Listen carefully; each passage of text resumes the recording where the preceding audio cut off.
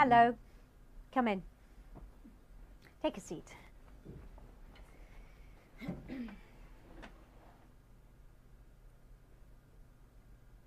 This is the speaking test of the International English Language Testing System, taking place on Saturday the 29th of September at Didtown Centre. Centre number DD783. The candidate is Javier Manuel Rico, and the candidate number is 0004290. The examiner is Carol Kennedy, examiner number 433816. Good morning. My name is Carol Kennedy. Can you please tell me your full name? Yes, I'm Javier Manuel Rico. And what should I call you? You can call me Xavi.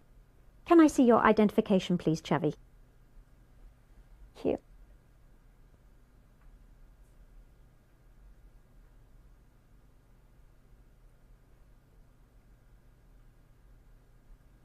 Thank you.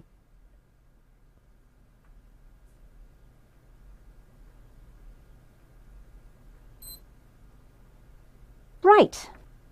In the first part of the interview, I'm going to ask you some questions about yourself. So let's talk about what you do. Do you work or study? I'm still studying in my final year. I've nearly finished my course. And what are you studying? And do you enjoy it?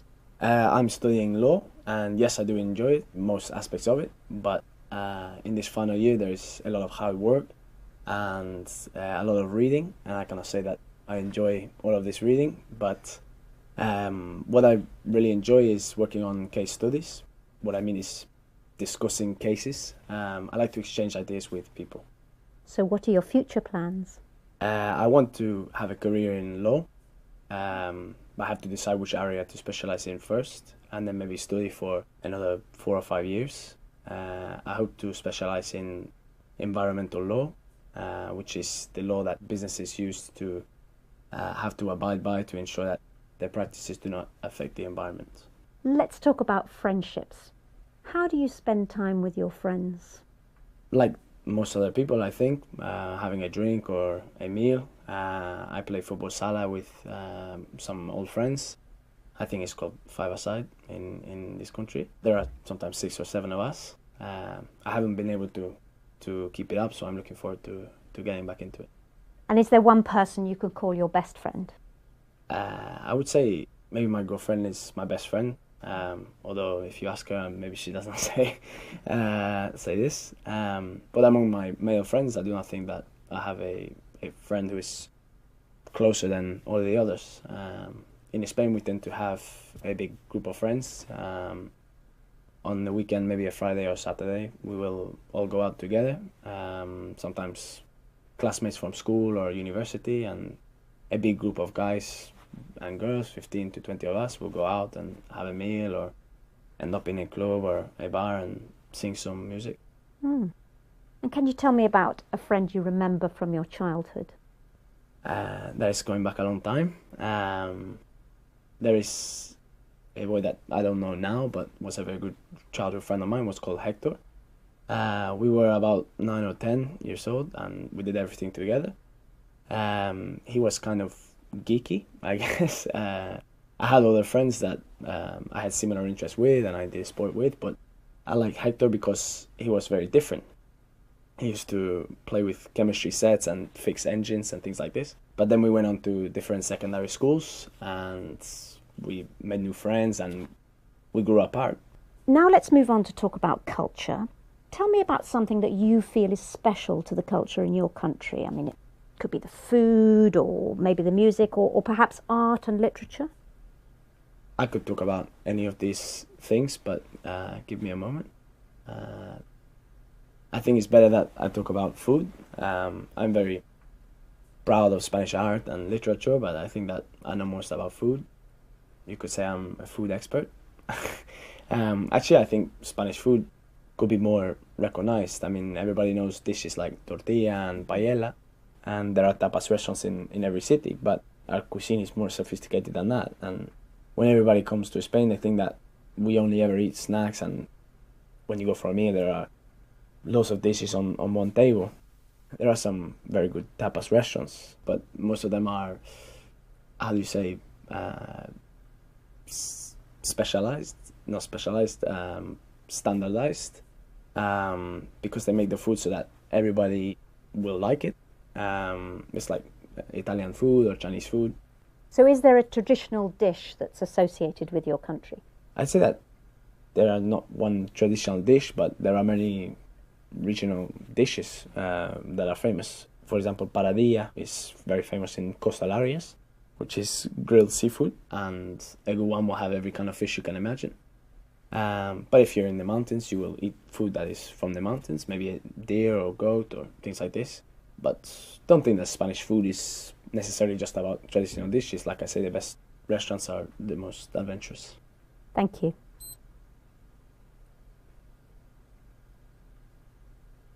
Now, I'm going to give you a topic and I'd like you to talk about it for 1 to 2 minutes. You have 1 minute to plan what you're going to say and you can make notes if you wish. You understand? Yes. So, there's your paper and pencil. And it's your topic. So, I'd like you to describe an event that you attended recently.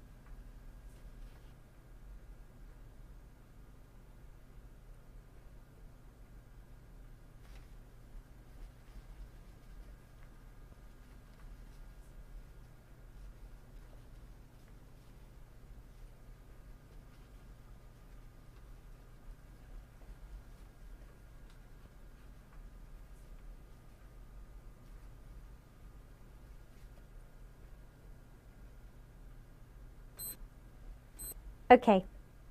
Now you have 1 to 2 minutes for this, so don't worry if I stop you. I'll tell you when the time's up. Could you please start speaking now? I'm going to talk about my grandparents' golden wedding anniversary, which was 2 months ago. They're in their 70s now and have been married for 50 years, so it was a very special day. I've been to many kind of anniversaries and parties and weddings, but I must say that I enjoyed this day more than any other. It was a moving and memorable day. I think that the combination of the importance of the day and the fantastic atmosphere was what made it so special. This anniversary was in a country house, which in Spain we call una finca, which is like an old ranch. There were many guests who came from far and wide. This venue was perfect because there was a courtyard and a big garden, a magnificent hall where we could have the evening meal. My girlfriend and my brother's girlfriend, they came together with us. As soon as we arrived with everybody there, my mother, she saw everybody and started to cry. I can tell you that my mother, she cries very easily, and there were plenty more tears on this day. There were musicians playing in the courtyard, like an orchestra with just 4 people, and everybody had a glass of champagne. Now, perhaps the most important thing of this day was the people that I saw there. I saw many uncles and aunts that I had not seen for many years, and many cousins that I had not seen since I was a boy. My mother's brother came from Canada, and one of my grandfather's sisters came from Australia. It was very emotional, and it was wonderful to see my grandparents this happy. The best moment for me was when my grandfather made his speech. He thanked my grandmother for sticking with him all these years, and it was not only my mother crying at this point, I can assure you. He is a very good speaker, and he made everybody laugh as well. And finally, of course, they cut the cake, and everybody came together for the group photo. And, Thank you. So what time did you get to bed that night? I think we were some of the last to leave at around 2 a.m. Thank you. Can I have the booklet, the pencil and the paper? Thank you.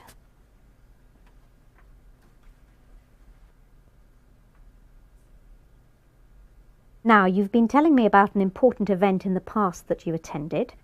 Now, in the final 5 minutes of this test, I'd like to ask you some more general questions that are related to this. Let's talk about past events in general. Do you think photographs are the best way to record and remember special events in our lives? That's a really good question, and I mean, of course, photos are a part of our lives now in a way that was not possible in other eras. I read the other day that more photos are taken now than ever before, and I mean, millions or maybe billions of photos every day. It's as if we have to take a photo to prove that something happened. I can understand that. I mean, I think that people want to remember special events and even everyday things too. And personally, I love taking photos when I go places and see my friends. And I also love looking at old photos. I think they can provide an insight into the past as well. Why do you think that? I think that they can be very powerful and remind us of special places and people, and even remind us what we were doing this day or how we can be feeling in this moment. They are also a record of our lives visually, and for example, photos of you as a baby and then as a child, and that thing is an incredible thing, like a diary. I think it can act as a trigger for memory as well. What about written records? Can they also encourage us to remember past events? Written records? By written records, do you mean writing things down like diaries or letters? Yes. Well, yes, I think that writing things down can definitely help us to remember the past, but also the reality is that people no longer write things down in the same way, like long letters or diaries. Some people do, but I think that we have less time and patience nowadays, and writing is more of a luxury, I suppose. In fact, I cannot remember the last time that I put pen to paper, apart from this exam.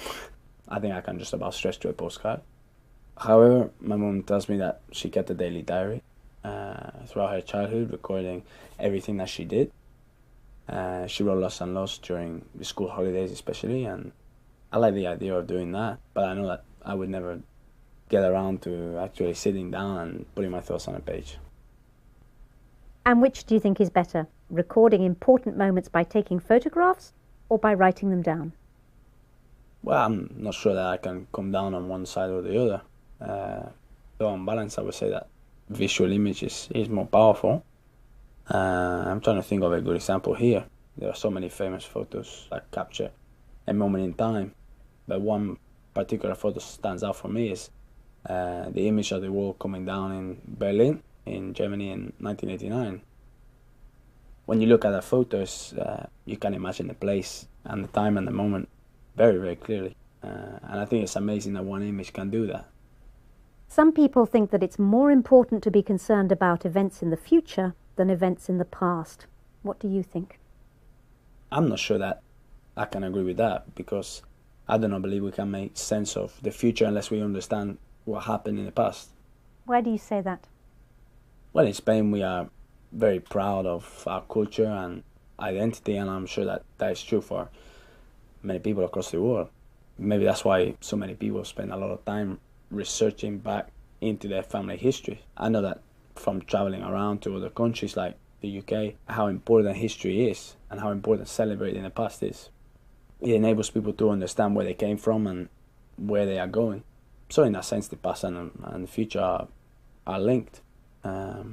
So we cannot forget the past, even if we do want to concentrate on the future. Thank you very much. That's the end of the speaking test. Thank you.